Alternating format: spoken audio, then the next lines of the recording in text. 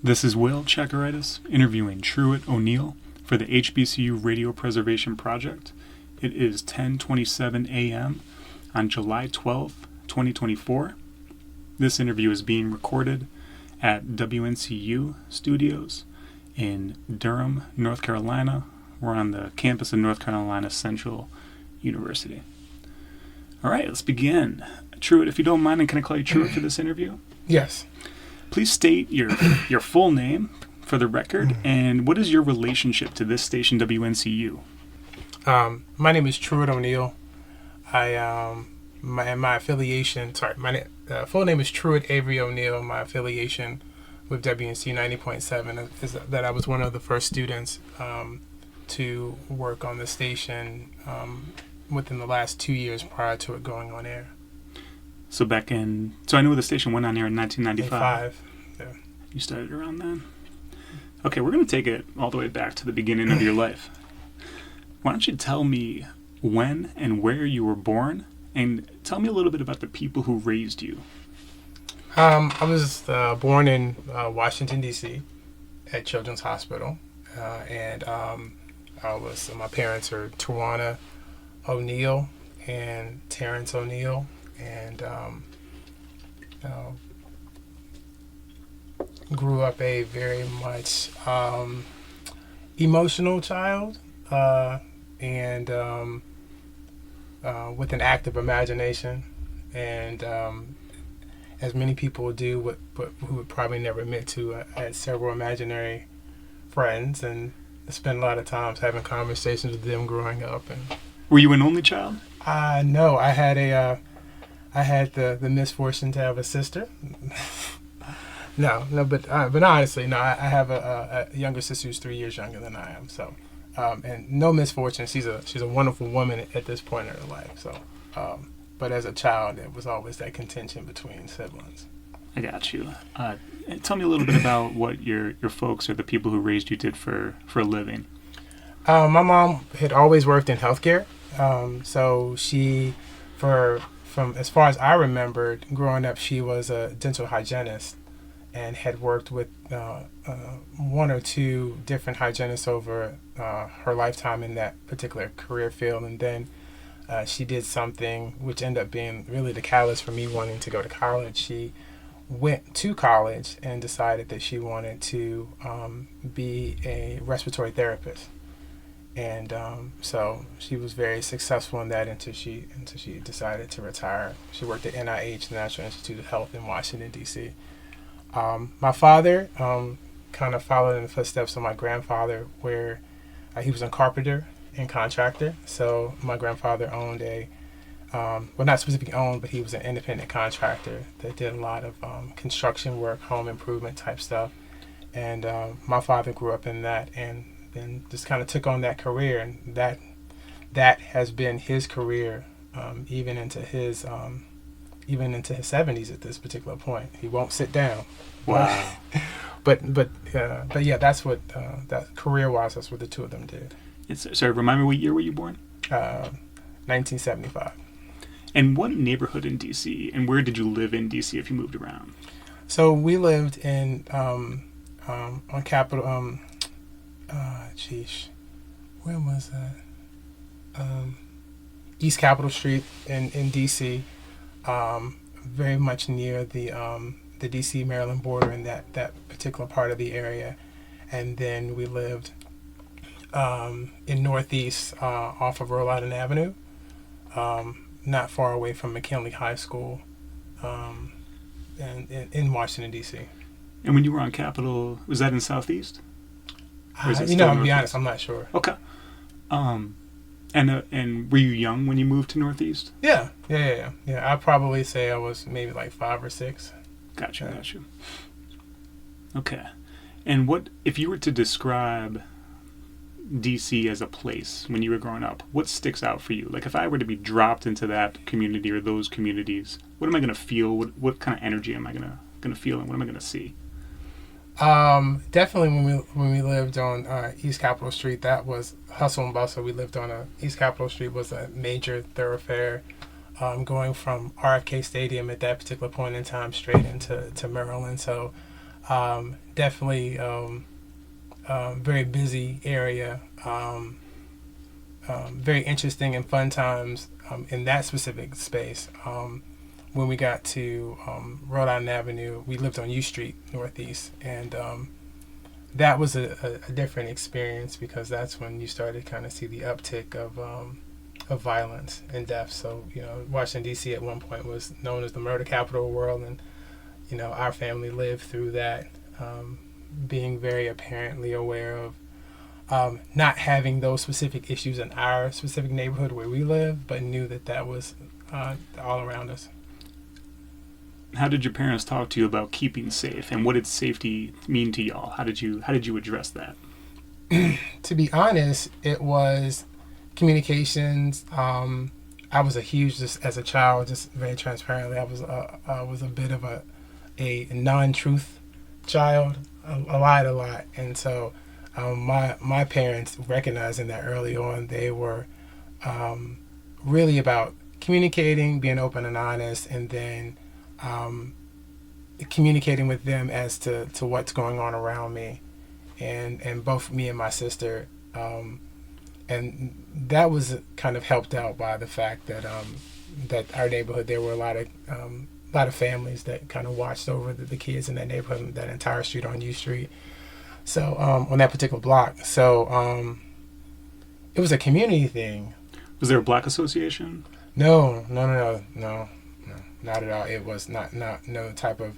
I think the most I would have said there may have been like a neighborhood watch. Okay, they did have a neighborhood watch. They had a neighborhood watch at that particular point in time for that particular area. But as for community, like you see now in some of these developments where they have HOAs or they have kind of community type groups that meet to talk about what's going on in the community, not specifically in our one. If it was, I didn't know about it. Yeah. I mean, that area's changed so much, yeah. Especially over the last couple of decades. But so tell me, so you're on U Street basically, right? Which is this kind of black cultural capital, this black cultural corridor, and you might have been further down on the street from like Ben's Chili Bowl and some of these institutions, but yeah. So like, just describe the significance from a cultural and entertainment perspective, not just entertainment, but like, this was the Black Mecca. Like, what was it about you? What was U Street like then? Maybe a little further down the street from where your house is at, or maybe you want to talk about Howard area there. But like, what was the feeling? What was the give me the sort of what made it Chocolate City in addition to being the crime capital you're describing? Growing up, it was more or less for me. I did a lot of exploring, did a lot of walking. So and rode the metro bus and the metro train a lot to get around Washington, D.C. That specific area, though, was there was kind of this reemergence of it. So I remember growing at that particular point, at some point in that area, we did not have any like major like grocery stores or businesses.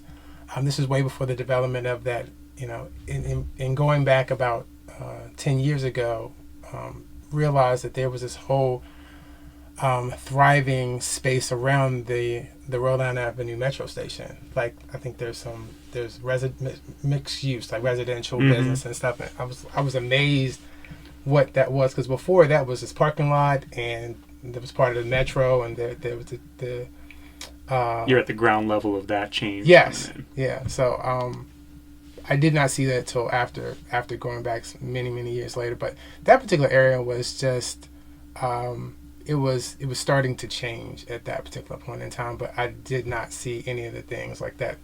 I think when you're looking to the right as you're passing the metro station on the left, right up on the hill as you're coming through the next set of lights, there was a Zayres. I think there was a Zayres or whatever Zayres ended up being called at some particular point afterwards. And that part, there were a lot of something that's not prevalent here in North Carolina. It's a lot of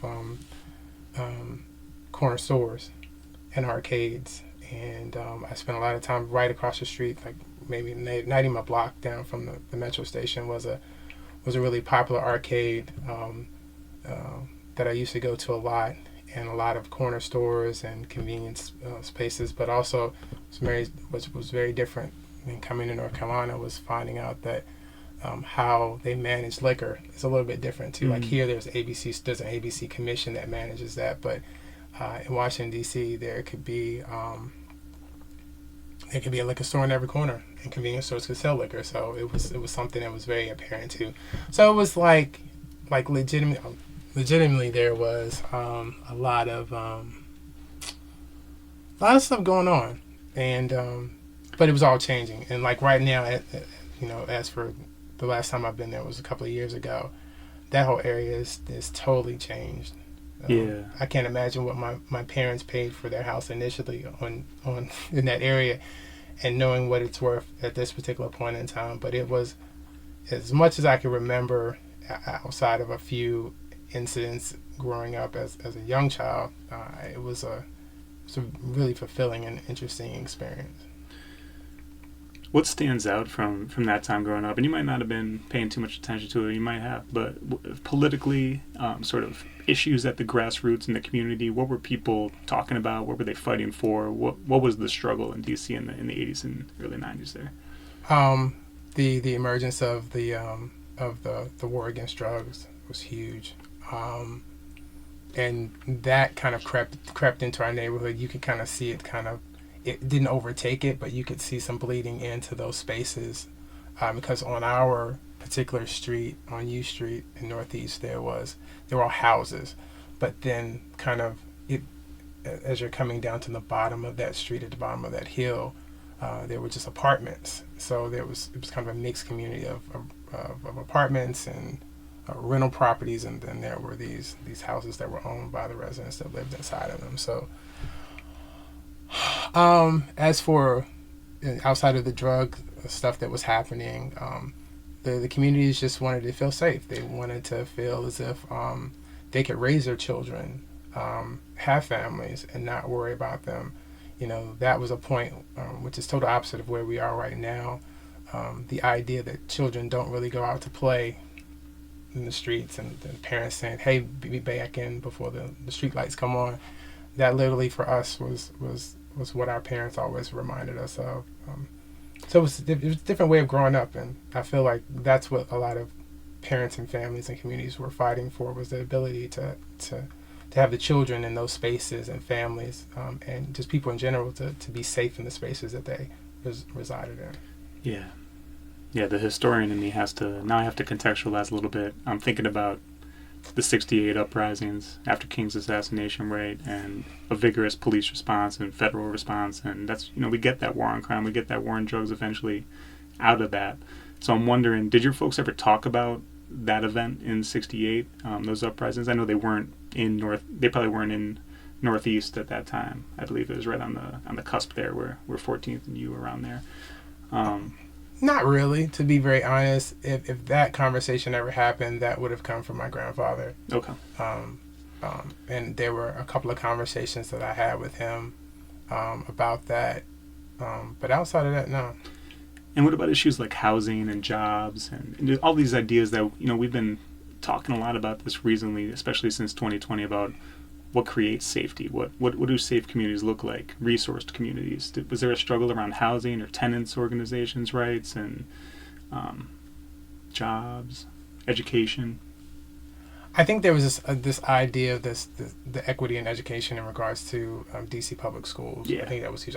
My parents saw a value because of what was happening in the education system at that particular point. They saw a value in having both me and my sister in Catholic schools.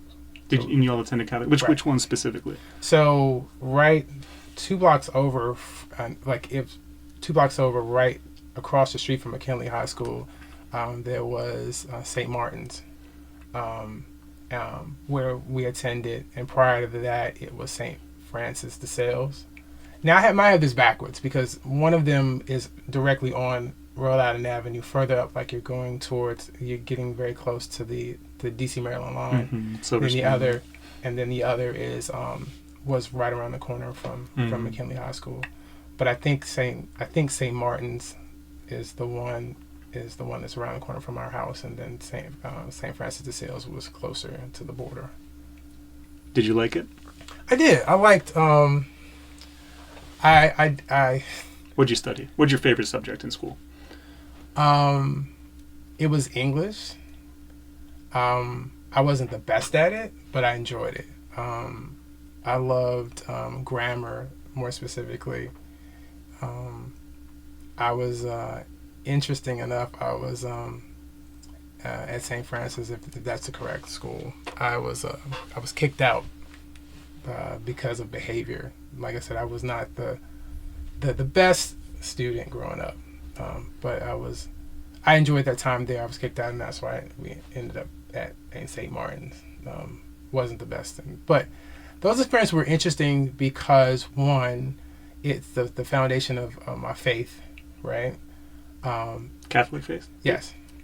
And more or less just kind of understanding that the Catholic faith is probably maybe I'm more comfortable in the space of Christianity, more specifically than focusing on being Catholic. So I think it was interesting growing up in that space because it was very regimented. It was very I didn't understand at times. Well, I have a better understanding of the impact of what that's had on my life now, but never understood why the bulk of the folks that lived in, the kids that lived in my neighborhood, why I would go to school and I would not see those kids in my school. It was coming back in the afternoon and being able to go outside to play, that it was, being able to have that time with them, but never being able to see the people, because in a Catholic school environment, there are people from all over the area that attend, versus it being people that are directly from your neighborhood, like if you were attending like a neighborhood school. So that was interesting. That was really interesting for me. As an adult now, I understand the reason why they felt it was important for me to be in that space.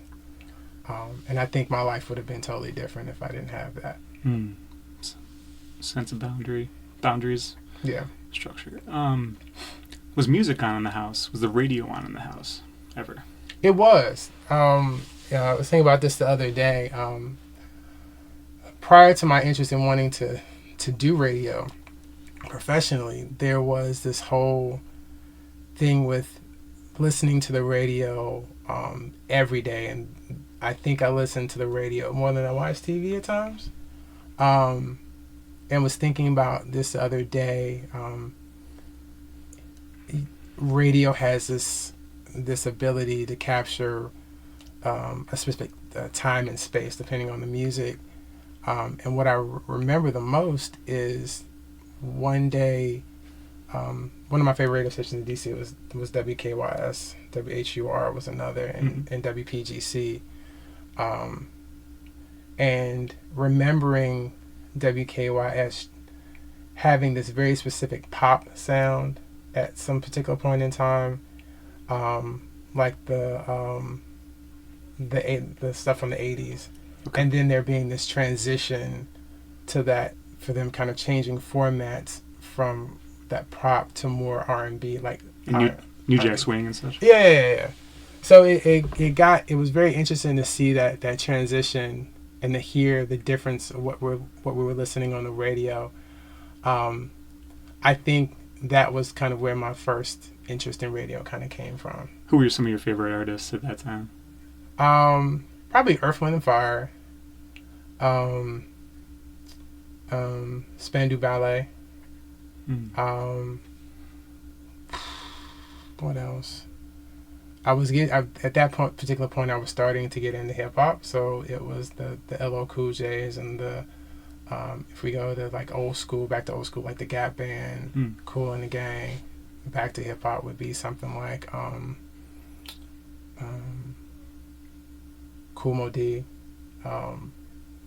So those were the type of artists that I was starting to get introduced to at that particular point in time. As radio was starting to you kind of saw this change in what you were starting to hear on the radio.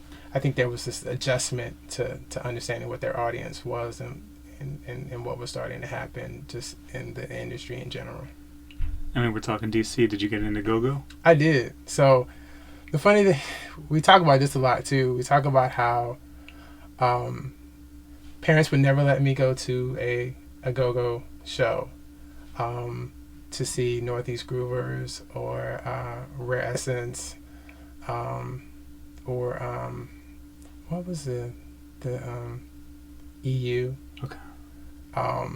Those were, for me growing up, they were, and Chuck Brown and the Soul Searchers, that whole piece was really super interesting. I never got a PA tape of these shows, but I had plenty of friends that would get copies of PA tapes from those shows, and that's how I was introduced to it. It wasn't on the radio. They pass them around? Yeah, they pass them around. And or I would be at someone's house and they'd be listening, or maybe they have like an older brother or sister or parent that actually was listening to it. So for me, that was my real first introduction to go-go music. I remember getting to a point where I thought my parents would let me go to a show at New Carrollton. At the New Carrollton, there was I can't remember, was it the Marriott, or there was some hotel in New Carrollton that always had in their ballroom, they always had those go-go shows. And so that was an amazing time. I think for me though, which was fun, I have a my mother is a godmother of a young woman who one of her daughter was a product of one of the band members of EU, which for me was my point of pride. I was like, hey, I know somebody who's in EU. Never met the guy, but it was always really interesting to know that there was that connection with our family in sort of a way, with someone that was famous, but someone that was like truly instrumental in that specific scene in Durham. I mean, in Washington D.C. And it's amazing that there's still some aspect of that happening now, especially with I never attended, but I always wanted to go to I think it was the Go-Go Awards. I think that they do like they had this big go-go like awards type thing. That's serious. Yeah. So. What did your parents listen to? They listened to old school R&B. They did not like rap music at all. Like my mom was a huge fan of Sade. That was my exposure to her, Anita Baker, and so I grew up also. What was the other? Sade and Hiroshima. My mom that was my introduction to instrumental type. I'm not sure what you would consider Hiroshima to be, but they were just kind of like, I would say elevator music. Kind of a smoother, like a smooth jazz, but Hiroshima was I think they were an Asian themed group, so it was a lot of traditional instruments in that particular culture that were part of that music. But that sounds good. Yeah, it was interesting. And I think with Spotify and just having access over the years to like music services, I've been able to revisit a lot of those old albums of hers, and have it set up actually in her house now, so she can actually listen to some of those things. But in her mind, if she doesn't have the cassette tape or a CD of it, or even, my father used to collect a lot of wax. They got a nice vinyl collection? They did, until I got to it. As a child, there was a point when my father had stacks and stacks of wax in the basement of a house when we used to live in Hyattsville, right off of Greenbelt Parkway. Was that your last stop in the area before you went off to college? No. We moved to New Carrollton prior to that, and after leaving New Carrollton, that's when I came here to go to school at NCCU. But I used to do the weirdest thing with his wax albums, because I didn't understand the value of them. And when you see something not being used, he had a Technics 1200 in his basement. Oh wow! A full out. My father was an audiophile. He was very much everything has to be component. I have to have the receiver, I have to have the amplifier. So that's where you get it from. Yeah. And a lot of my technology interests had come from him as well. So, but just the story about the vinyl is, I used to play the vinyl, but then I didn't understand the value, so I used them as frisbees. And so I'd be in the basement, and I would just take them out of and I'd try to find one that I was like, oh, he doesn't want this. And I'd just sling it across the room. I mean, I don't know. I mean, it breaks my heart now because I had no understanding of what the true value of those items were.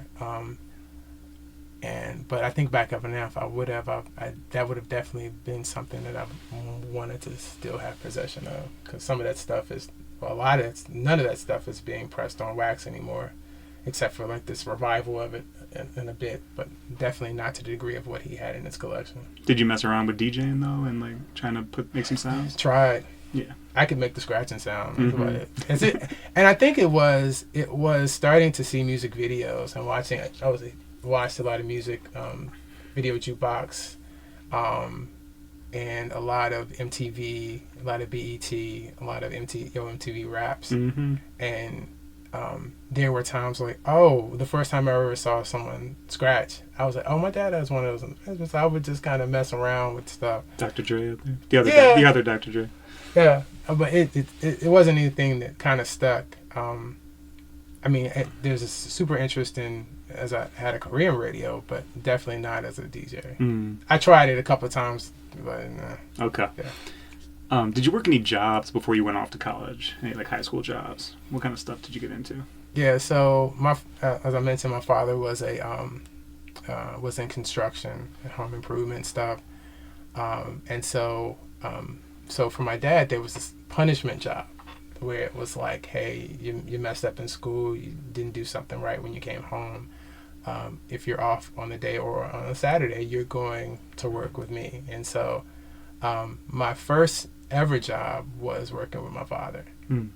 I remember many of those mornings, him working all over the DMV area, would always start off with a stop at McDonald's for what was called, I'm not sure if they still have, but it's called the Big Breakfast. And, the pancakes. And everything. The pancakes. And so, and then I remember, if I kind of look back, I remember this weird thought of over time realizing how the sizing of the drinks changed. So what is considered to be the medium at this particular point was the large.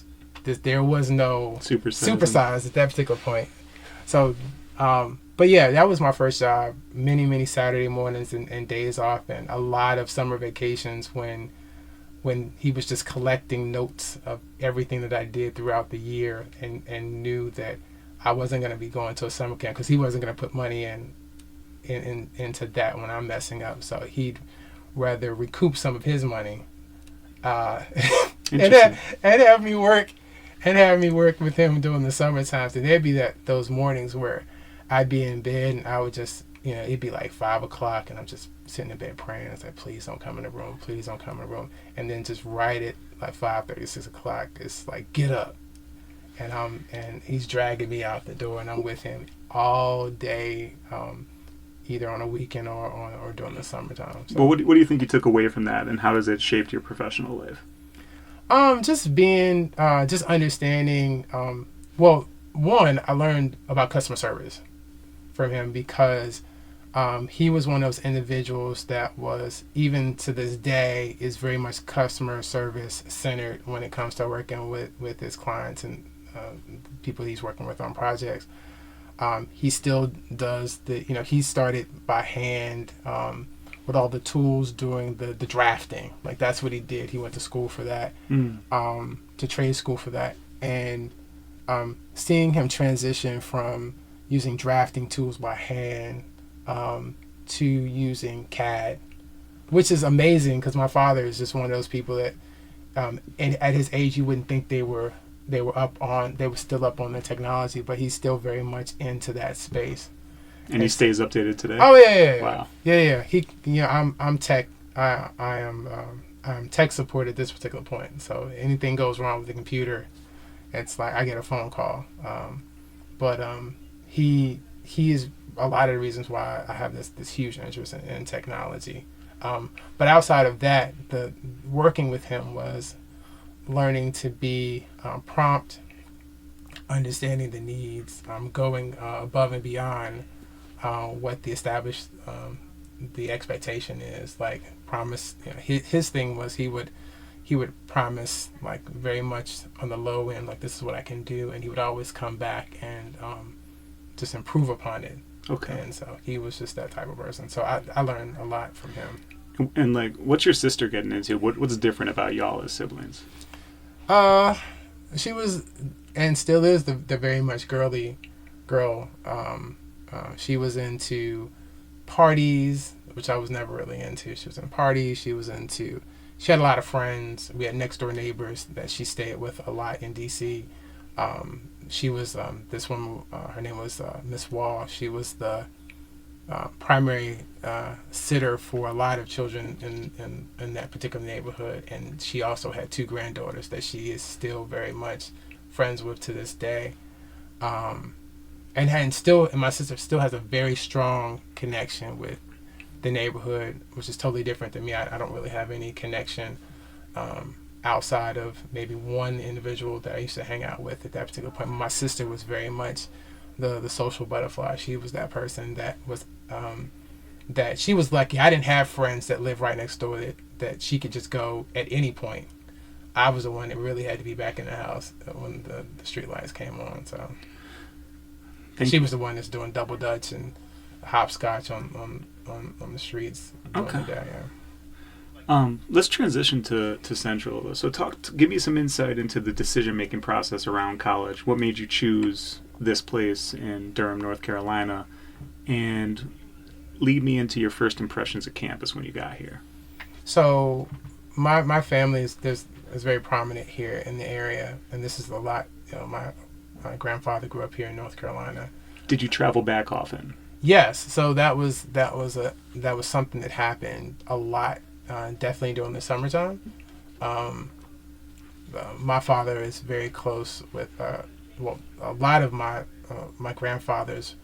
One of my grandfather's brothers lived and had his family here, and that was a side of the family that my grandfather was very close with. So we spent a lot of time here with them, and that particular family was very interested or very involved in the education and law system here in Durham.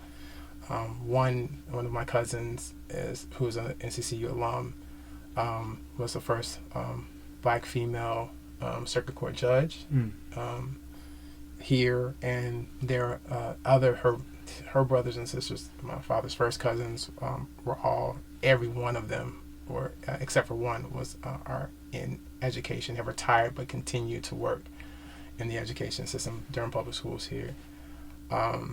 We spent a lot of time here. What was different? What did you notice about the difference between Durham and DC? No sidewalks. You may around here see sidewalks, but property, depending on the areas you kind of go through the area, you notice that properties go straight to the edge of the road, and so that was much in this particular cousin. His name was Elton. In their neighborhood, Whippoorwill, there was no sidewalks. So you were walking in the street. And so that was really the first thing I noticed. The second thing was the heat. Mm-hmm. And the third was the bugs. Definitely. Mm-hmm. There's one thing that my mom, who recently moved to North Carolina, is still experiencing is the bugs and the heat. And so, but yeah, that's what I had to contend with. And that's what I remember the most about coming back and forth here. Okay, sorry for that sidetrack. And now get into your decision on college. So because my family was here, and they all went, the bulk of them went to Central, one to the law school and the others some were double eagles that had their undergraduate and graduate degree from here. The decision was not that hard. I initially wanted to attend Morgan State University and was late accepted to it for some reason. And when I didn't hear back from Morgan, Central had already accepted me, and I took the opportunity. But the biggest piece of that was my cousin Elton my dad's first cousin was and still is a big advocate for Central, and knew what my interest was at that particular point. I'd become interested in wanting to do radio as a career. Mm-hmm. So you knew that coming in? Oh, yeah. That was the reason why. Okay. That was the reason why. And when I was downstairs talking to one of the students who recently transferred from here to Fayetteville State, who was sitting at the front desk downstairs, he told me the reason why he is leaving NCCU is because the radio station downstairs is still not together. And I told him, that's funny. The reason why I came to Central was because of the radio station. My cousin was like, he's interested in communication. Central's got a radio station that's supposed to be coming on the air. And that was the reason why I got here. That's the reason why I came. Was one, because I was going to have family support that was going to be similar to the support I would have if I was in Baltimore, because I'd have my mom and dad there. And then the other was because there was going to be a new opportunity to do something different. In this WNCU, which is coming on air when you're beginning to attend college, it's a jazz station. Did you ever listen to like WPFW in DC and the jazz stations there? No. So what did you think about jazz when you first heard it? What were your impressions of jazz already coming in? So one, I didn't understand that there were some artists that like George Benson, which I think is really kind of, depending on what part of his career you're looking at, you can consider him somewhat in that spectrum of jazz, right? But I didn't understand that until I got here and seeing that, these are more specifically jazz artists than anything else, right? I can't specifically remember any of the other ones, but when I got here, this was really my true introduction to jazz music, and I thought it was interesting. I played instruments for a while. Tell me about that. Yeah, I played trumpet. I played xylophone like any other kid. They want to bang on something in elementary school. So I played xylophone in the band, and then transitioned to trumpet and played trumpet for like 15 some years. It's a long time. Yeah, it's a long time not to have a degree in music, right? And not to be in someone's band or performing somewhere. But did you ever join a band? Yeah, actually, I joined the band here at Central. Okay. Which is an interesting story, because I got here and I was not interested in marching bands. And one of the things I kind of was happy that I escaped was right as I was leaving Prince George's County Public Schools.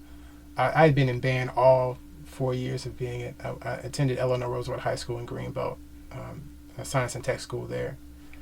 And I was in band. I was in concert band the entire time I was there. I kind of went up through the ranks and got to symphonic band before I left. And what was funny is that they made it a requirement that every school in PG County have a marching band, which I didn't understand how anyone could ever march and play an instrument. I could barely do it when I was sitting down. So just the thought of that being a requirement, but I'm glad that wasn't something I had to deal with. But coming here knowing that I didn't want to do a marching band, I was looking for a concert band. And in the course book at that point, there was nothing online in 1993. So it was just like, it's a stage band. And I was like, okay, concert band. I walk in to directly across the street from this building is the old jazz band room. And I walked in, and Dr. Irene Wiggins was standing there, and it was a small group of individuals that were all they had these, I'd only seen these in pictures, old school pictures, the classic stand fronts that line the front of a jazz band, right? And I sat down, and he started talking about jazz band. I was like, in his book it said stage band. And he was just like, no, it's jazz band. It's just what it's listed in the book. And I was like, yeah, this is probably not for me. And he convinced me, and I appreciate that so much. He convinced me that, hey, why don't you stay? I think he needed me at that particular time more than I needed it. A trumpeter. A trumpeter. And he asked me to kind of stay stay for a while and to see what I thought. I was very honest with him. I told him that I even in playing trumpet for as long as I did, I played by ear, and so I wasn't the best at sight reading, and so I could listen to a recording of something. I could read notes, but I always had problems with the syncopation and the and rhythms and key changes. Those were all challenges for me. Some of that I hid. I was very specific about hiding that part. But over the years, I got better at it, and played for I think 3 or 4 years in the jazz band, and had some amazing experiences with traveling. The first time the band ever traveled overseas, I went twice. Where'd you go? We went to the Montreux Jazz Festival in Switzerland twice. Wow.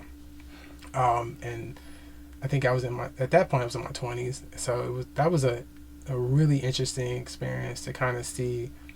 I know we're kind of strolling like so far away from this, but getting to Montreux and getting overseas and to see where the appreciation of jazz is much stronger there than it is here, and by leaps and bounds. So how did that experience in jazz band shape the work that you did eventually at WNCU?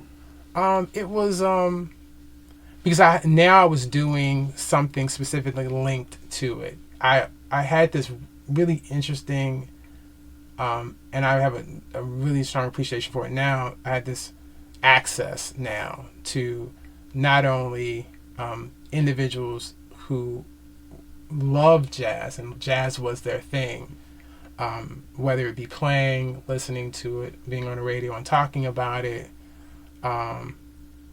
I had access, and also had access to a huge library of music, which I had never experienced that before. My father had a big vinyl collection, but there was this huge collection of CDs that went from far back to at that particular whoever was current, and it was one of the most amazing things to be a part of. And it was the reason why I really decided to really kind of pursue radio was that jazz was just it was a bit of an awakening for me. What were your impressions of Donald Baker, and what did you learn from Donald Baker when you came to this station? So Donald Baker, for me, outside of my cousin Elton, felt like, and the funny part is Elton and Donald are both Qs, and they actually were at Central at the same, so they know each other. And that was the other part of the reason why Elton, who's the specific one that told me that they were starting a radio station, that's why he knew about that, was because of Donald. And so Mr. Baker was one of those individuals who I felt like was kind of like a father figure outside of like somebody who was direct family. And I still do. Like him and his wife are beautiful people. My first impression of him was he was very, I don't know if you've spoken to him, but he's very soft-spoken, very intentional with his words. There are these really interesting pauses. He's not like I'm going to talk until it starts to make sense. Which is weird for a New Yorker, right? Yeah. Yeah, he's very much like, he was like, He would just pause and think about it. And then he would have something to say. Even if, I think I learned a bit of self-control, me being an emotional child and bringing some of that with me here. There were moments when someone could react in a negative way to something that's being said, but he always had this really interesting way of pausing and thinking and then delivering whatever message he had to deliver. And I think I learned a lot. He told me one time, he said, "Truitt, I think you take yourself too seriously. You really take yourself." And his wife kind of shared that same sentiment. They're just like, relax. Oh, super. And I think that's why they have continued to remain married and to have their relationship is even into their older years. So. And we're talking about the first station manager. Yeah, he was. I think also with Donald Baker, he was very similar to my father. He who's very into technology. Donald Baker was very much into technology as well. So when I got here, they were prepping. It was 2 years prior to the radio station even being built and going on air.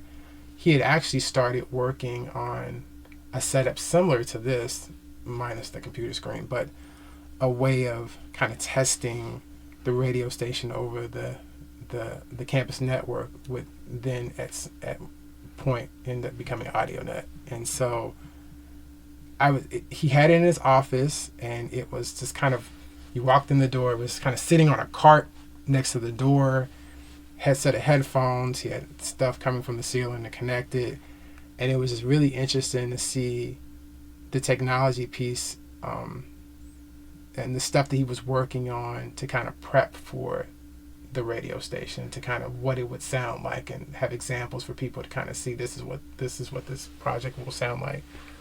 And I got a lot, and I learned a lot from him, in that he was the first person to introduce digital editing to me. So he taught me how to use a program called Cool Edit, which is now Adobe Audition.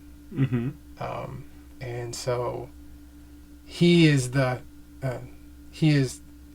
reason why, much like my father, my introduction to technology, Donald Baker is the reason why I am as proficient in the area of digital and video editing. Is the reason for that. And did he talk about at all his background in radio? And I'm thinking about WAFR. Yeah. The first Black community public radio station in the country, and that lineage that he's coming out of. I know he did. He worked at WVSP, I believe, as well. So he moved around some important Black community radio stations. Was that part of the history lesson, or part of the teaching that he provided to you? Yeah, especially because some of those individuals, including Jim Davis. Yeah, what else did you tell me about James Davis when he taught you as Dr. well? Davis, yeah. They were all in the community, like Larry Thomas. I'm not sure if that name's been floated around. He's passed away. Those were all people who were in the community that were kind of part of that space, and had this strong desire to have that representation being heard and present in the community. And so my recollection of those stories was about it being this movement for the community. It wasn't about money, it wasn't about status, it was about creating a space.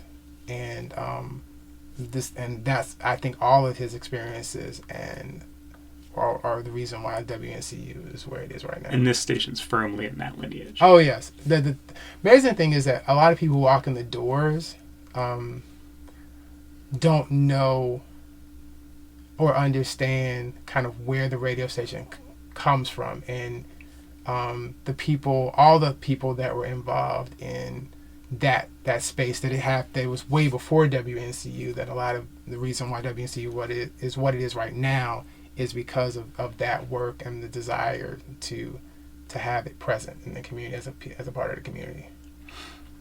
Okay, thank you. And tell me, as a student worker here, tell me about what your day-to-day routine was, how your work at the station evolved, the different roles that you had as a young person at the station.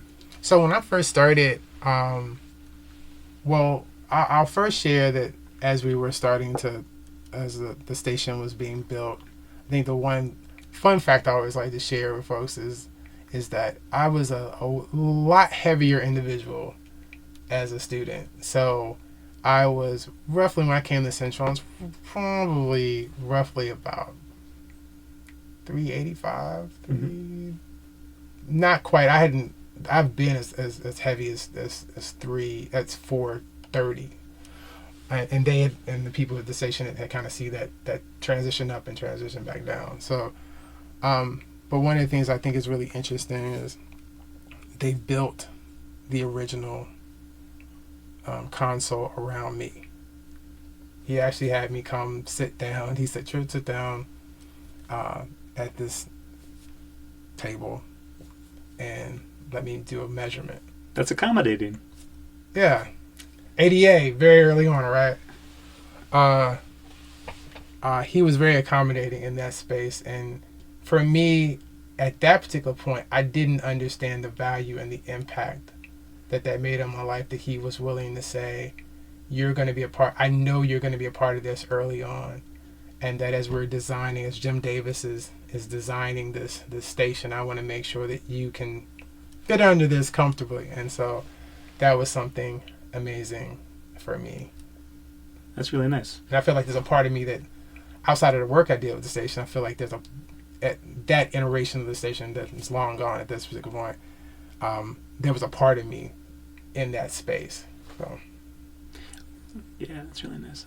And then, so what are you doing at that space when you're working? So the first thing I started doing was, I was one of the first students on the station. It definitely was on the air that first day. Yeah, what do you remember about that first day? I remember a very stern talking to by Mr. Baker about what you could say, because there were these set of workshops. He was very thorough. There were these workshops that led up into the station turning on, like training, like what people would be doing. This is how we do it. Here's the examples. I remember him, once again, me not doing something quite correctly, and then him trying to do like a course correct for me to understand exactly why this doesn't work. I specifically remember within that first few weeks saying something to him. Well, I'm saying something on air that gave him pause. Obviously, he thought about it, came down the hall and said something about it. He was like, I noticed you said NCCU is going to be closed as usual on a snow day. And he was like, well, what do you mean? Came down the hall and said, well, what do you mean by as usual? That NCCU is always closing at that. And I was like, I don't know, it just sounded like the right thing to say. And he was just like, no, that makes it sound like there is a history of this being the case, and that's not specifically the case. So he was also one of those individuals that had me really think about what I was saying prior to saying it. Just be very, before you pop the mic, being very much aware of what I was going to say beforehand, and understanding the implications of words. And so that actually has been one of those lessons that I kind of held with me. His words, huge. The arrangement of them, the tone. Yeah, it's good to get a sense of how thorough the preparation was. Yeah. From a technical and a communication standpoint. But he also understood that I was young. So, I'd never done that before, so this was something brand new. So maybe this is a good time to think about what is the role of teaching and preparing students to be good radio workers. Like, how important is that? How central is that to this station? I think it's historically it's been the cornerstone for development. Not just WNCU, but in his development of AudioNet. Which I had a lot of involvement in, knowing that as the station was growing, there was going to be a need to have solid voices on the air, because it's an NPR station, it's a publicly supported radio station. There's a very thin line between college radio and professional radio, and to kind of make sure that that it could grow. I know that there was this huge push to make sure that the most qualified individuals, understanding the station is connected with the university, but also making sure that the station is going to continue to be around and be supported. So there was this thing where we're going to train the students. We're going to train students the best way we can. Probably not always going to work out for them, but we also understand this is a business, right? And so, yeah. How large was the staff early on, and what were the different roles within the staff? So there was Beverly Mahone, who was was the news director. There was Maria Ewing Keeler, who was the development person. She was a person that helped with fundraising and events. There was Jerry Carter, who was the program director for the station. What was his background? I'm curious. Radio. And did he have a focus on public radio and jazz, or was it? I think he did some work. If I remember, he did some work in a couple of different formats. I can't remember if this job was Jerry's first PD job. I don't think it was, but he had multiple format experiences. How similar does it feel? I'm thinking about the programming today versus then. What has changed over time? I would probably say the biggest change I've noticed, I think that at the core of it, it's still the same. I think the popping and mic, the opening, the casualness, but organized, thoughtful way of that intro interaction between the announcer and the listener, I think is at the core remains the same.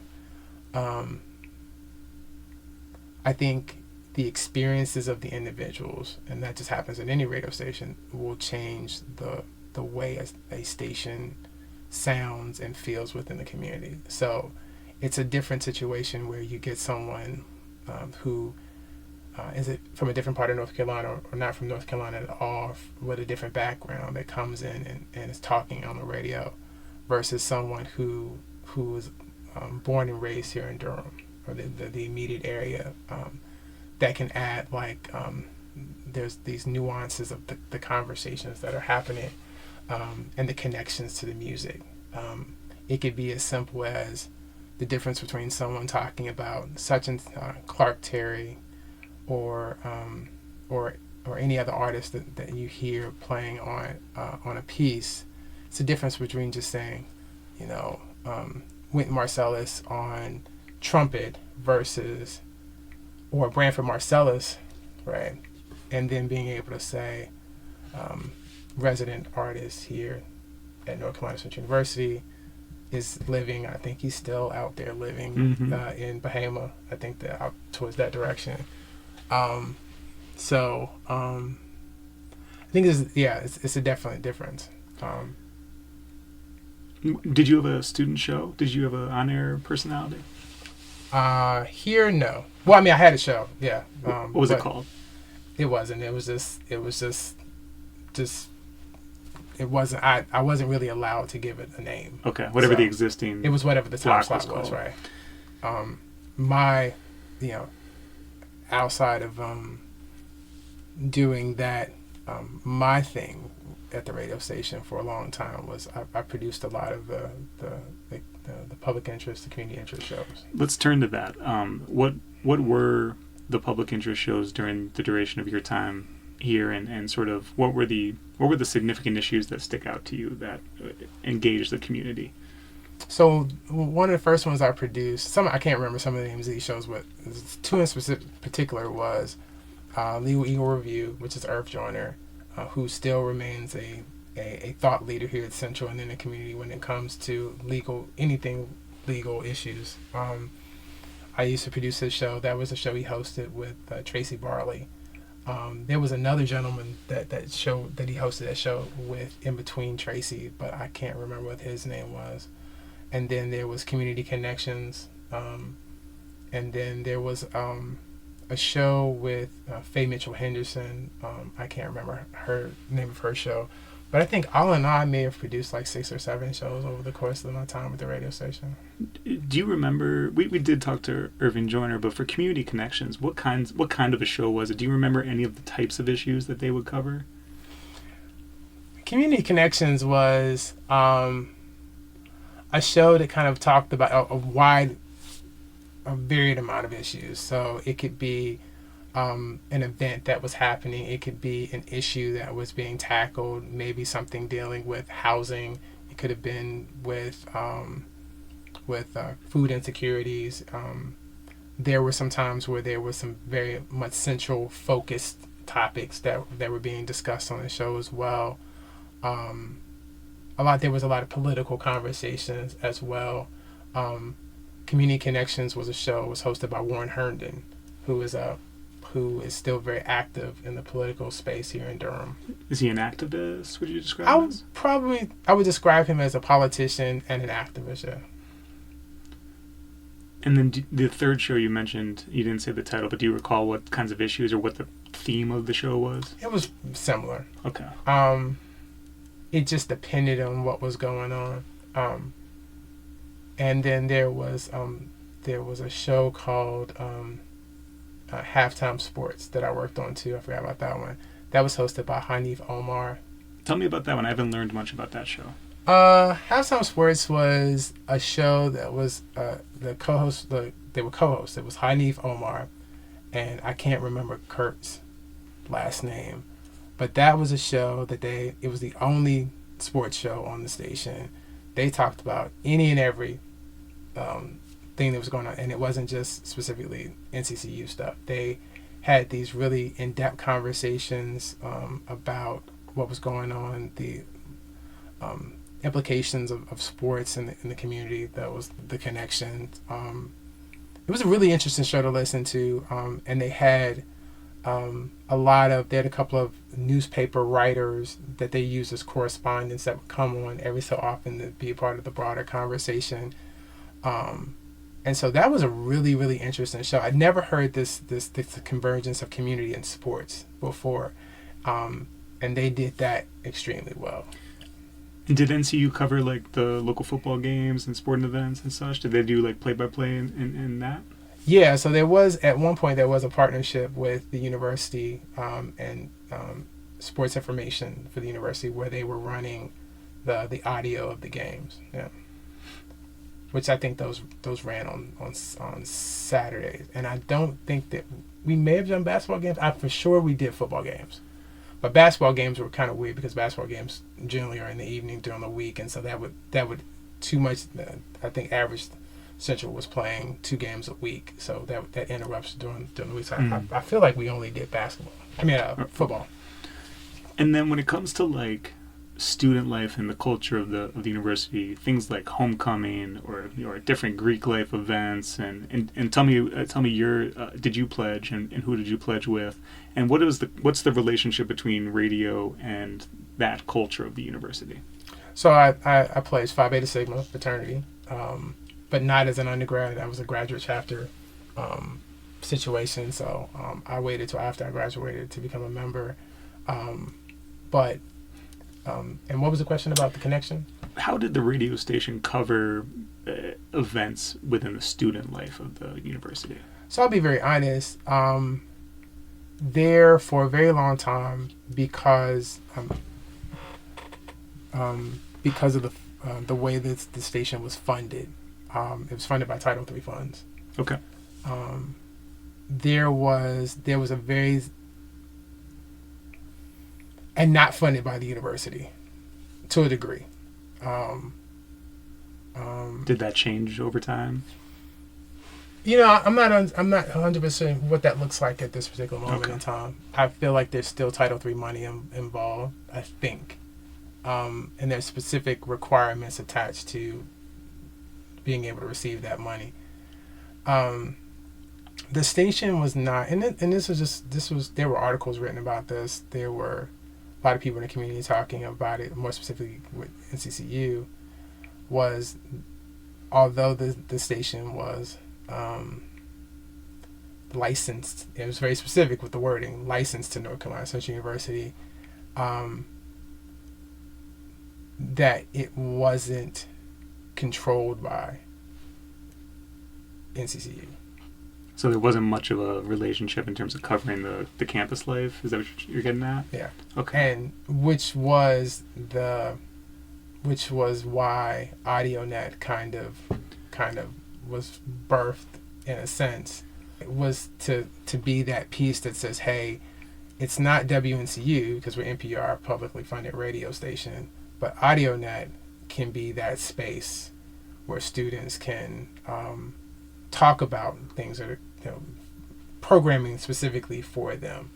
outside of it being a learning laboratory for them, but it was actually a functioning student radio station for them. And whereas WNCU did not focus on student affairs outside of maybe news stories that had a community impact, those things that specifically dealt with, like if there were events for students, Greek life, artists on campus, things like that, events, that was really the domain and the area that AudioNet covered. All right, so let's turn to AudioNet. I want you to tell me what it is, give me sort of the birthday for it and the origin of it and your involvement in it. So AudioNet started off, as I mentioned earlier, it started as a space where students were able to learn radio in a laboratory type situation. At that particular point, and I can't really give you a birth date. Where were you in your trajectory when it began? I was here before it started. Okay, so were you already No. You were a student. No, I was a student, and I was the second general manager for the station, and I was the student at that particular point, the manager, because they were paying me at some point, that actually developed it into what it is at this particular moment. So this, as it exists right now, is exactly the way it existed when we started it, and it's over 20 some years. Who was the first general manager for it? Eddie White. And he worked directly with Mr. Baker at that particular point, because it was part of to be honest, it was part of well, I would say this much.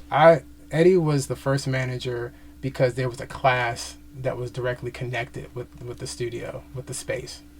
And then when it wasn't a class anymore, specifically connected with the space, that's when I became the general manager. So it was almost like there was this class, they were getting grades for it, and those were the positions that they held to run the radio station. And was that in mass comms? Before mass comm, because the mass comm program didn't exist at that particular point. Gotcha. It was part of it was under the English department. Now tell me what's different technologically about AudioNet versus the traditional station. At that, actually, it was when there was intentionality behind it being very specific, that it wasn't different. Okay. Outside of the fact there weren't call letters, and it wasn't on FM or AM radio. It initially started as a broadcast tool on the network. So if you were on campus, the only way you could hear AudioNet was if you turned on Channel 9 on the TV. Through the TV yes. broadcast. So this is pre-HD radio and everything. Yeah. And is it today an HD station? No. Is it still in the same setup? No. So it may still be broadcasting on the TV set. I'm not sure. Okay. But I know that there was a stream of it available, so students can be heard outside of the station, which was something we started later on when I became involved in the station, was working towards making it accessible outside of the radio, outside of the campus, because I thought there were a lot of people that were living on campus, but the internet was starting to grow. It was starting to kind of move forward, and a lot less people were sitting in their rooms accessing those type of services from a TV set.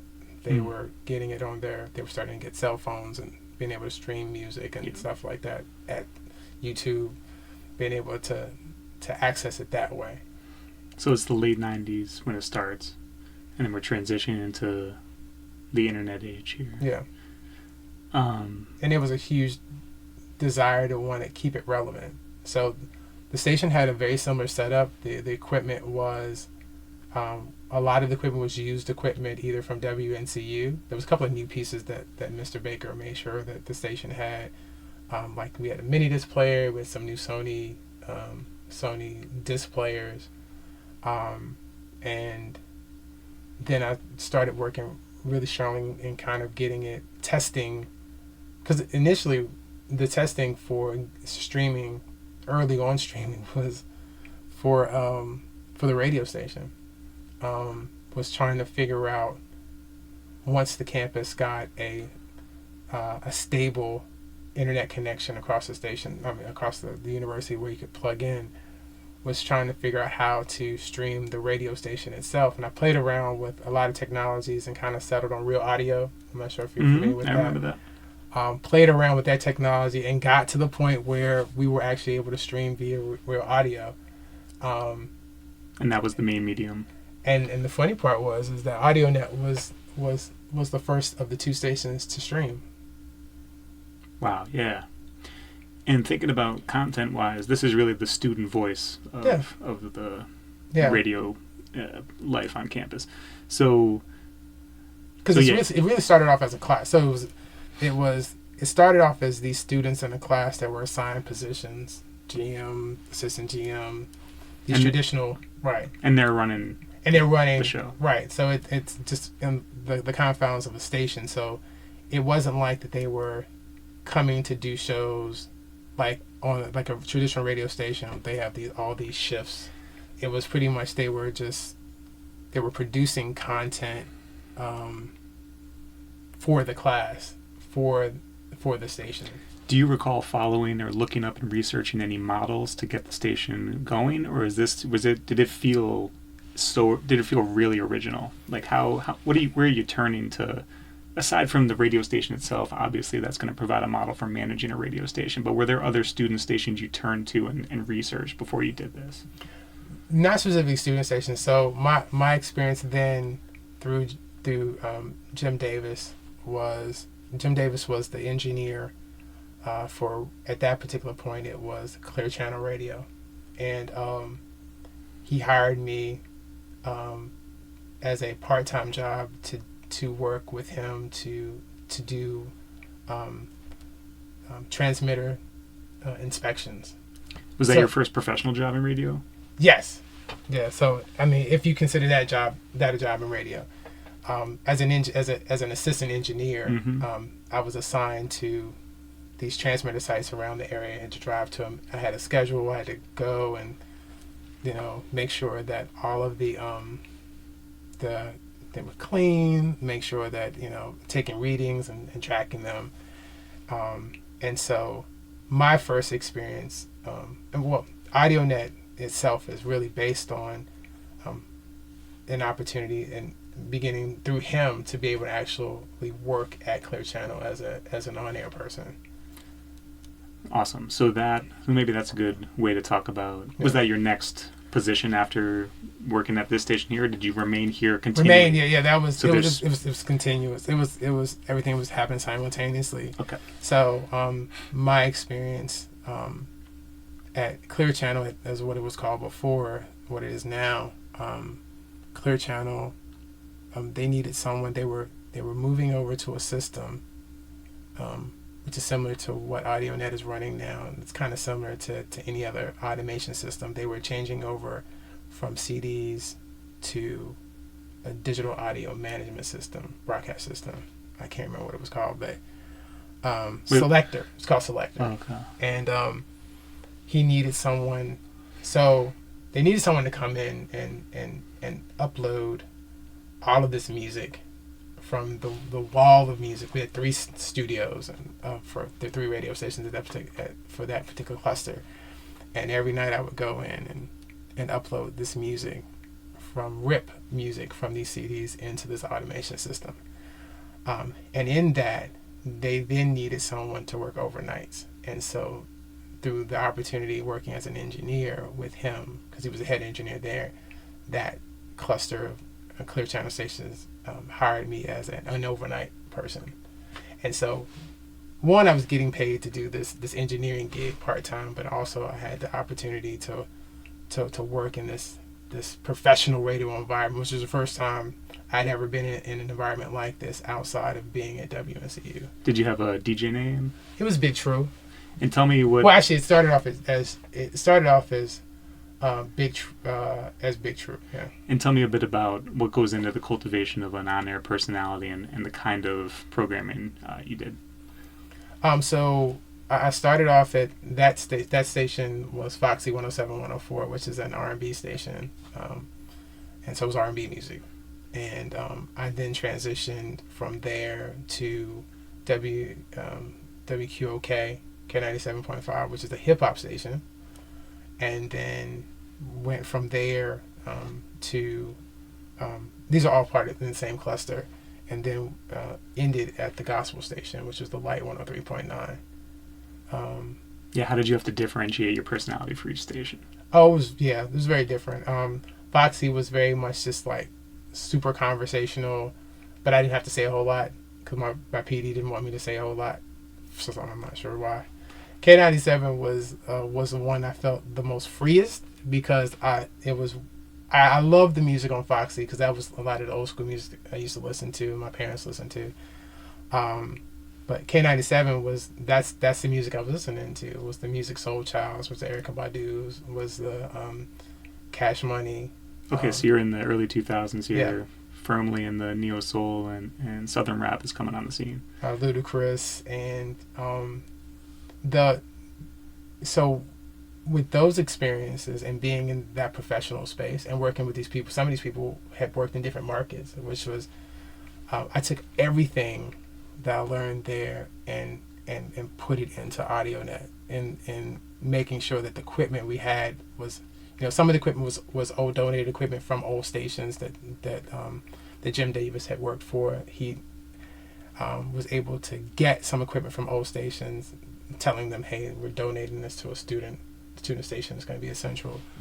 And he actually put me through that entire process of refurbing. I refurbished an audio board from taking it apart to replacing the wires and everything. So I learned a lot in that process from my experiences in professional radio and bringing that back here, and everything that what AudioNet was built on and still remains today was built on that experience. And how did your experience here at WNCU inform what you did in the commercial radio space?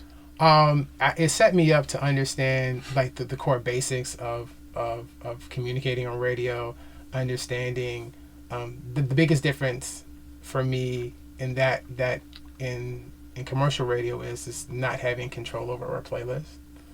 Here it was very much like you go in the closet, everything was color coded, you pull what you liked, what you were interested in, and as long as you matched the color coding what was played, you had a choice of what you were playing. That's not the case in commercial radio. You have a program director, music director that are specifically saying this is approved music, this is the order you're going to do the music in, and from those experiences is what informed AudioNet, and then my experiences here at WNCU was the one that kind of helped me, was the foundational piece for being able to work in, for all of it that worked. But you're able to choose in commercial radio from the approved like block of songs, or it has to be that? No, and that was the first, as I was saying before, that's the project that I was working when I first began working in Clear Channel, which then ended up turning into Radio 1, those same 3 stations. To establish the programming list. Right. So not even the program, was putting the music in for that. Because the thing was that they're, just in general, when you think about going back as payola, you look at that, pay for play. DJs were being like sued. They were losing their jobs because they were taking money on their table to play music. And so going into a system like Selector, which is a audio automation system, the music director, the PD, created the playlist inside. So it was, and this is the way it works today. Yeah. It's like there are no more CD walls. There's no more, I'm going to pull this, unless you're a part of a mix show where you are doing your own thing, but still PD is providing a list of approved songs that must be hit during a particular mix set. But so you were the transition. You yes. were the transition from payola to what we Yeah. have today. Yeah. So to be in that space, to kind of see how it worked, and as those changes were happening, to be able to bring that back to students that were working on AudioNet and doing, it was real time. I was making the adjustments to AudioNet as that stuff was happening in commercial radio in real time. And that was super important to me because I wanted to make sure that during my time here, however long I was going to be involved, was that it mirrored it. they did have creative control. They had creative control, and they're still running the same software that we selected, and I'm not sure how it's still working, but they're still running the same software. Where I built out the playlist in that for training students, I built out playlists for them. So we had categories that kind of did autofill, placing music and where drops are supposed to be and where their breaks were supposed to be. And so that was based on how the radio station worked. But then there were opportunities as students. They proved themselves to be able to follow what was traditionally happening in commercial radio. Then them being able to do their own shows where they were using the format, but then they were following the format, but they also had the ability to choose music, and so that was the training. So yeah. I will move us towards the last portion of the interview, but give me the lowdown on your professional experiences since that Clear Channel cluster and where you are today, and has it been consistently radio throughout? No. Okay, so tell me summarize as best you can to your professional trajectory. Right. So it was here. It was WNCU, then AudioNet, Clear Channel. Then Clear Channel was purchased. Those stations were purchased by Radio One, which is Urban One at this particular point, I believe, and then that's where it stopped. So I went from working on air as a DJ, as a radio personality, then as a community program producer. That roughly, like, that's 95 to about 90, 95 to like 98, 99, and then picking up work as an engineer, as an assistant engineer, working in that space, and then 2000, the year of starting to work in commercial radio at Clear Channel, then Radio One. That started the year of the Twin Towers. Yeah, how did September 11th impact your career or your life? That was a weird moment because I remember that morning that it happened I was not working, but I remember seeing the stations both here and Radio One at that time, I believe. No, it was still Clear Channel. Seeing people like Taylor Thomas, who was a radio personality in DC doing news, but was here at that particular point in time, and Gail Hurd, who was a news person for Foxy and the like. Seeing those two individuals not dealing with a international issue of that magnitude, like seeing literally everything shut, like music just shutting down, for the purpose of keeping people informed. That was huge. Professionally, it didn't really affect me like in progression or anything like that, but for me it was an interesting moment in time to see how this country kind of came together in telling that story, whether it was the most accurate telling of that story or not. But on a local level, having that huge responsibility of telling that story as it was happening, because it was always continuing to develop. Did it impact the programming in any way going forward? Oh yeah. It just for a short period of time, like while they were the initial part of that, it was preempting a lot of programming that was being done. And then over time, they just started kind of reinstating some of the stuff that was happening. They were doing a lot of news coverage. Actually, there was a point where they were just plugging in outside of the local take on what was happening. They were Radio One and Clear Channel at that particular point was directly plugging into like NPR or some other like news network to get that story, so it would all be kind of consistent across the board. Because I think the concern was like every market has their own news person. No one's really they're talking to each other, but they're not really talking to each other. So it's like they wanted to make sure that as a group, a network, as a company, that they were sharing the same information across the board. So. Okay, and then getting back to your professional course here. Well, yeah. So after I was at Radio One from that particular point in time until 2014. And then what are you up to today for work? For work, I work here at North Carolina Central. This is my third time back here as an employee, and I'm the social media manager for the university. Wow. Okay. So I work in the Office of Communications and Marketing, and I enjoy the position. It's one of those positions when you come back to the university that was responsible for some of your first opportunities, which here is a first for everything. First for traveling overseas, first for having a job in radio, first opportunity to work in commercial radio. A lot of my experiences and the reason why I am where I am right now is because of the experiences that happen here, the opportunities that happen here. So you're still kind of telling stories, really, right? You're crafting a story, crafting narratives in social media. Did you do any social media work, marketing before that? Yeah, I did a lot. So I was one of the at Radio One. I was the first person I was the person that I was there when social media was blossoming. So I was the person responsible for social media for all three of those stations. I created the second website for the radio station. I was that person that transitioned from a made from scratch radio station website for those stations to one that was based on a CMS or a content management system like WordPress. That was something that Radio One adopted because they wanted all their stations to be on the same platform, to look the same. And so I was that person that was responsible for taking us from where I had kind of created for us as stations to this new platform.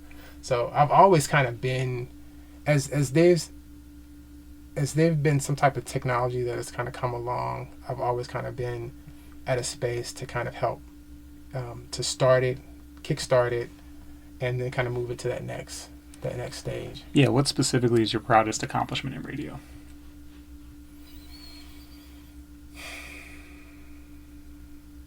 I don't really think I really have a proudest accomplishment. I think it's just, I don't know, I think radio, I think it probably, I don't want to say it saved me, but I feel like it was one of those things that this was the space that I felt the most comfortable in, had the most support in, and I always found myself in a space where I was always a person that was being sought after to be a part of taking it to the next level. Like I've always been one of those people that kind of be able to see what's kind of happening next and be wanting to prepare and prep to be able to push whatever it is we're doing currently to what's going to be happening next. Is that how you want to be remembered in radio and your legacy? Is there any other part of a legacy that you would want to articulate here? I don't know. I don't know if there's anything particular I want to be remembered. I guess just, I don't know. I don't know if there's anything. I'm always remembered for different things. I still, even though I haven't done radio professionally in 10 years now, 10 years, I still want, if someone hears my name, they are like, oh, you worked at the gospel station, or you worked on, I don't get you worked at WNCU, that's too far gone, but I still get a lot of people that recognize my name from being on the radio or hearing my voice. Well, what about the AudioNet and the legacy that continues? I think knowing that the same purpose for it as it exists now, the logo which they still use, which I designed that, the purpose, like I said, they're still using the same software from 20 some years ago. Like, I'm not sure how that's still working. I think the thing that I'm the most happiest to know is that there are students who are still getting like some really dope experiences from working on art, even if they don't go into radio. That the purpose that it was set up for, the work that we put into it to make it an experience and a laboratory, I think that's the thing that I'm the most happiest about, that I want people to, if I would say, I think I'm most remembered for my involvement with here is my involvement with AudioNet. That's great. How do you define HBCU radio? How do I define HBCU radio? Or what comes to mind when you think about HBCU radio? I think probably, from my experiences here, I would probably say I think it is this something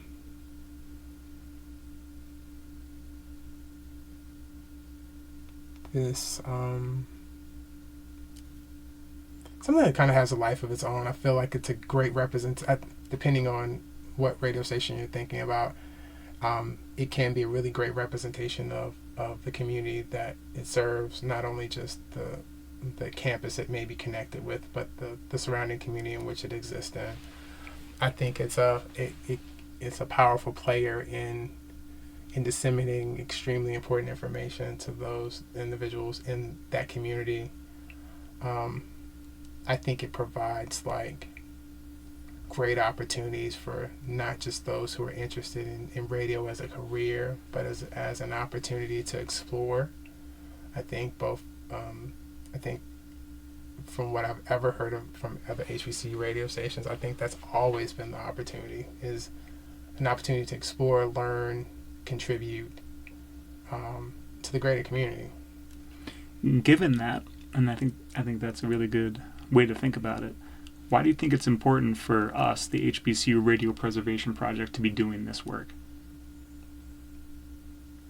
I think it's important to kind of understand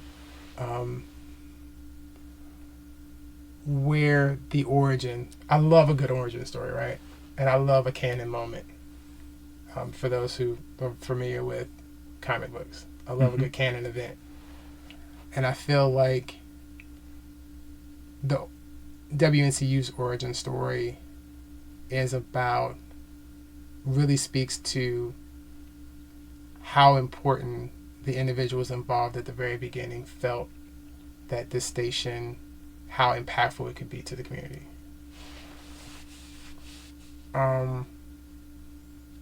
And I think it's important to know how a station like WNCU got to where it is, and why it still remains, and why it stays relevant.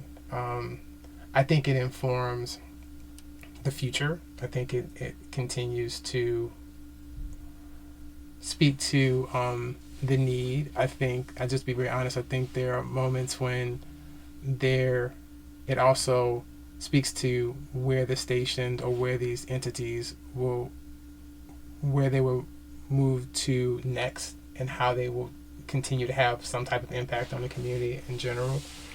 And I think over the years, with the advent of the internet and streaming, and how every day that is really becoming, how super accessible it is that the community gets larger.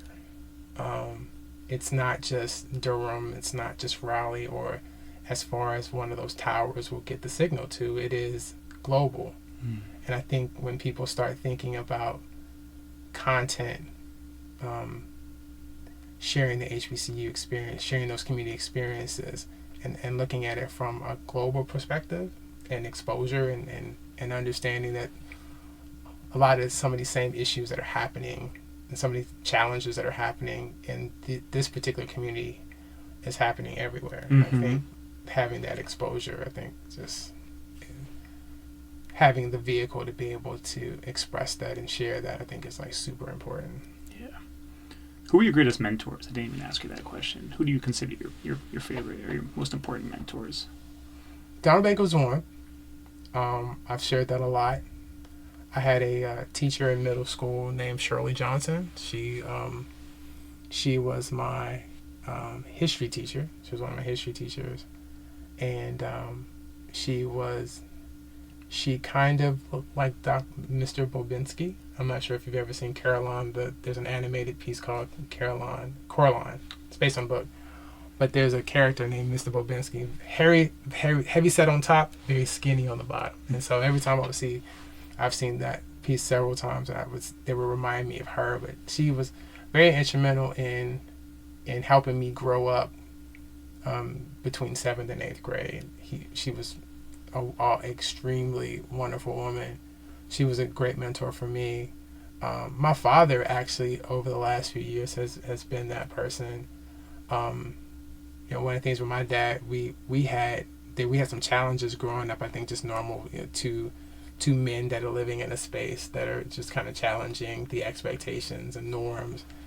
But over the last 20 years or so, my father's become like a huge mentor for me. I think those are the main ones. My grandfather was pretty influential in my life as well. That's good. That's a good list. Now, I want to give you space here to talk about anything we've missed. So, Truitt, the person, professionally, what do you want to share for the record? I think I don't have a whole lot to share. I would say, for me as a person, I'm extremely introspective. I'm all at this particular point in my life. I've enjoyed the career that I've had, and I don't see it ending anytime soon. I love being in creative spaces. Being back here at Central for like the last year, almost year and a half now, has been an eye-opening experience, because it's been a space where I've been able to share ideas and kind of be in a position to have ears of individuals who want to see some of those things happen. And so that's cool. So I like being in a space of being an influencer in what we would consider a non-traditional way of being an influencer, not as we use it today, but and then also just over the last few years, I've lost a lot of folks that were very close to me. I lost one of my students who was an AudioNet student of mine. He passed away within the last 8 months. He was 40 years old. No reason why someone should pass of a heart attack at that particular age. But understanding the value of family, and I'm definitely in a better place, a more mature place in thinking about family, the place that family holds in my life, and wanting to be a better person for myself and the people around me. Cool. Well, that's great. If there's nothing else you want to share, I just want to thank you for the privilege of hearing your story, and for you being a part of this project. And I wish you well on your continued career. Thank you.